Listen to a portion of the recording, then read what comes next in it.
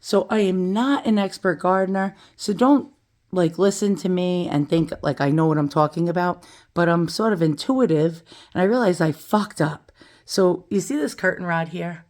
I hung a bunch of pothos plants from it, and they came in those cheap like plastic plant containers with a hanger on it. And so I hung them from the rod and I put them behind this curtain. But behind the curtain in this big giant window are huge shrubs blocking the sun from getting in. And so no light was getting in because the window was covered with the curtains. And so, oh my God, I was like, my pothos are dying. Until I got this miracle by Fox Farm. And it's called, hold on, what's it called? Ocean Forest. Oh my God, this is the best soil known to man.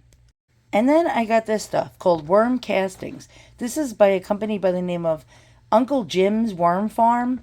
It's called like Wiggly Worm or some shit like that. Here, let me just show you this stuff. Oh my God, this stuff is like coffee grounds of the gods. It's shit, by the way. I'm touching worm shit right now. But look at this stuff. Oh my God, it's like the best stuff on earth for plants. So I just saved their little lives. And yeah, with this stuff, oh my God, it is absolutely amazing. So I'll tell you what I did. And as you can see here, my kitchen looks like the Amazon jungle. I kid you not. Look at this. This is one window here. And my husband told me he wants them out. He wants my plants out of the kitchen because they're taking up too much counter space, as you can see here. Yes, hold on. Yeah, this is a little crazy, I had to admit. Yeah, it's turning into the jungles of Borneo. And I told him, I sent him an article, and I said that plants are known to actually cure depression and anxiety. And he's like, yeah, bullshit. And I sent him the scientific thing, and it said that by handling the actual soil of plants, yes, the soil of plants, that it contains some kind of bacteria, well, good bacteria inside of it, that actually increases serotonin in the brain, that feel good feeling, if you know what I mean. And yeah, these are getting way out of hand. And this is just my kitchen. Okay, so my pothoses were dying. I mean, when I say dying, they were completely dying. Now I have to get these away from the kitchen sink before my husband gets home because he will actually throw these plants in the garbage. He told me one more plant and it's going in the garbage. And yeah, so what saved the Pothos' life? Now they were all limp. Actually, a lot of the leaves were yellow. I had to pull them off. They were actually just totally sulking and completely flat. Like all the leaves had no life to them. You touch them and they just flopped right back down and became limp. Now, this is 2 days since I replanted them. Yes, that's what I had to do. I had to actually find bigger planters, drill holes in the bottom of them, and I used that Fox Farms ocean, what was it again? Ocean breeze or whatever the soil was with bat guano in it. What's bat guano? Bat shit. Yeah, bat shit. I kid you not. Earthworm castings, which is earthworm shit. Yes, I mixed the soil with earthworm shit, also perlite and vermiculite, and I put layers, I mean cupfuls of earthworm castings. And I'm not shitting you, but in 2 days they all perked up and greened up like you would not believe. They were actually near death. The leaves were in such bad condition. Now this is a variegated variety. I believe this is called Marble Queen. When Marble Queen doesn't get enough care, the leaves actually go from variegated, like you see here, to completely just plain green color. And when it doesn't get enough light. And so all of a sudden, within 2 days, the leaves started variegating. I don't know if you could see that, but now we're getting the variegated color that it needs. And I cannot believe this. It is actually, look how healthy these leaves look right now. And I got a moss pole, a bunch of actual moss poles from Amazon. Thank God it was 1 day shipping. So as you can see, they're starting to get variegated again, which was actually, they were all solid color. There's the variegation that's popping right back. This one is starting to get variegated. It was completely green. and no variegation. Look, we got variegation going through it, and it's climbing up this pole. So I got this pole from a bunch of these poles from Amazon, these moss poles with these Velcro ties that are soft. They're double-sided, so I used the soft tie to tack it up. And here we go. It's climbing ever so high up the pole. And yeah, so, oh, and this one really came back. This one was in really bad shape. And as you can see, we're climbing up the pole right now. We're getting much happier.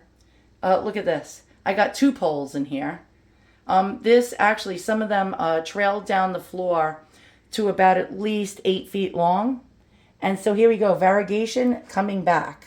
Now, I can't believe in one day, now I'll show you how beautiful this soil is. I don't know if you can see this, but I used a lot of perlite actually and mixed it with vermiculite, earthworm castings, at least 3 huge cups of it, mixed it in with the soil, with the Fox Farm soil, and boom. And you can see that's really healthy looking soil. Now these leaves were wilting. If I even touched them, they would just like completely flop. They had no body to them, if you know what I mean. Look, we got variegations coming back. Don't know if you could see that. Here we go. We're getting variegated. And again, we're having it climb up this little pole. And they like to climb. These plants like to climb. They're called the devil's ivy, actually, which is quite cool because it's actually hard to kill them. So the fact that they were dying was really bad. That's how neglected they were. When I took them out of the pots that they originally came in last year, by the way, with those wire hangers that are attached to the pot, the soil was rock hard. I'm not kidding you. I couldn't even bust it. If I took a fistful of that soil, I couldn't even bust it with my hand. And that's how hard it was. Now, I would water it. I would actually place it in the sink once a week and completely shower the plants, and it would not take to watering anymore. That's how bad the soil got. By the way, this is the Fox Farm soil. Look how beautiful that looks with the worm castings, vermiculite, and perlite. And so, yeah, it wouldn't even take to watering. It wouldn't absorb the water anymore, which was awful.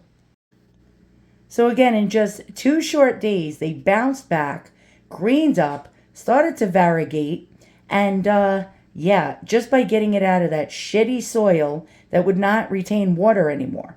Fox Farms and the worm castings saved their life. Yes, literally saved their life.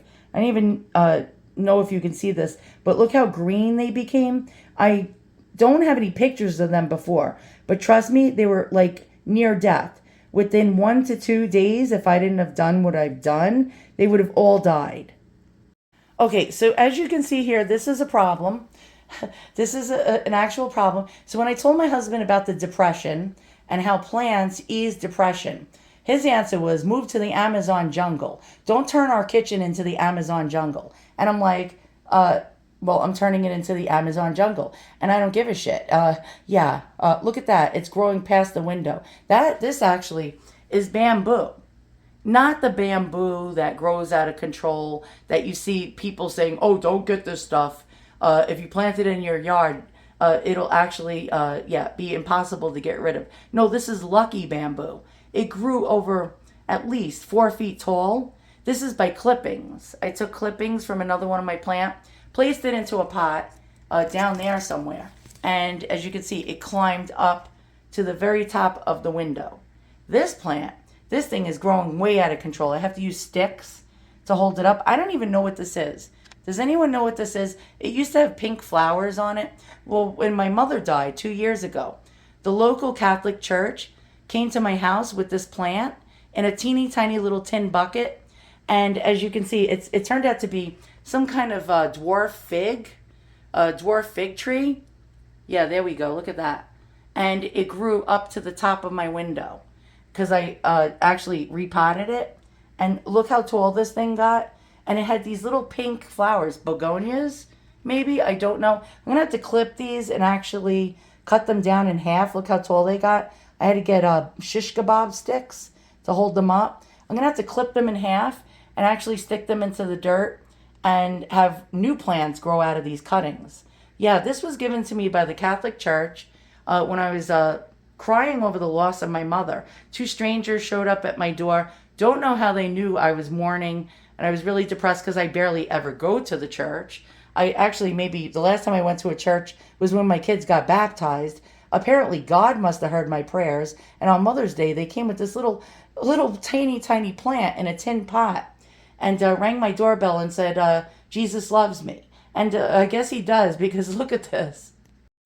All right, so I want to know what you think I should do with these plants, since my husband, by the way, if you see purple in the background, it's plants on the other side of my kitchen under grow lights right now. And my husband said, that's it. No more plants in the kitchen. He's had enough. As a matter of fact, I love plants so much, I even grow grass in my kitchen. Since I'm agoraphobic and never leave the house because of like really bad panic attacks, I just wanted to know what it like smelled like what grass smelled like again, since I don't leave the house. So I just stick my nose in here and we're gonna sniff together.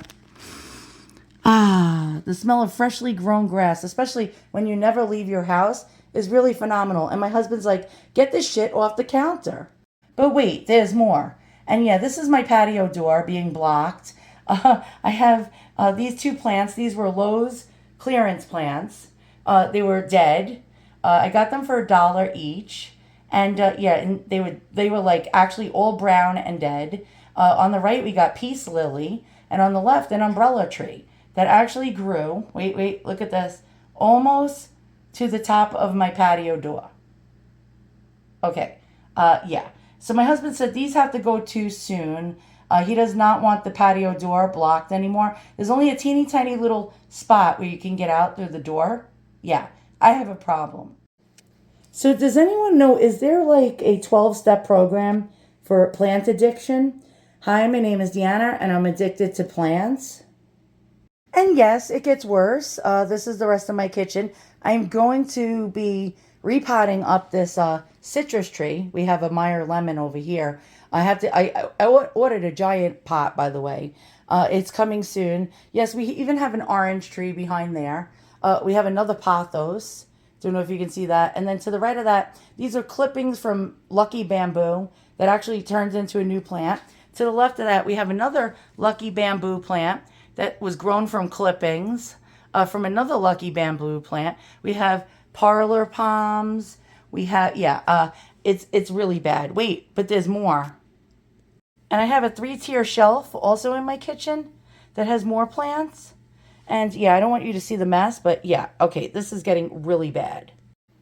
So I had 24 hours to get rid of these Pothos plants. Otherwise, my husband said he's going to throw them in the garbage. They can't live outdoors. It's still the winter here in New York. And so I do not know what I'm going to do with these beautiful plants that are growing up a pole. And I have no other place to put them in my house that gets light. And I'm going to have grow lights all throughout the house if I have to do that. And then the neighbors are going to drive past my house, see purple lights throughout the house. And what they're going to think is I have a grow operation.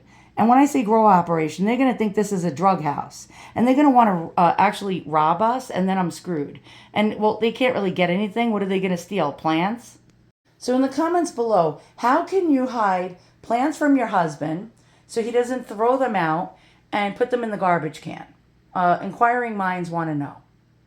Thanks for watching. And again, Fox Farms, I think it was Ocean Breeze. Oh my God, it saved my plants' lives. And so did earthworm castings. Uncle Jim's wiggly worm, whatever the fuck that shit is called. It's actually worm shit. And bat guano that was in the Fox Farms soil, which they also contain worm castings as well, saved my pothos plant's life. But my husband's not too happy that their lives were actually spared. I think he wanted them dead so that there's no more plants in the damn kitchen. Yeah. So long.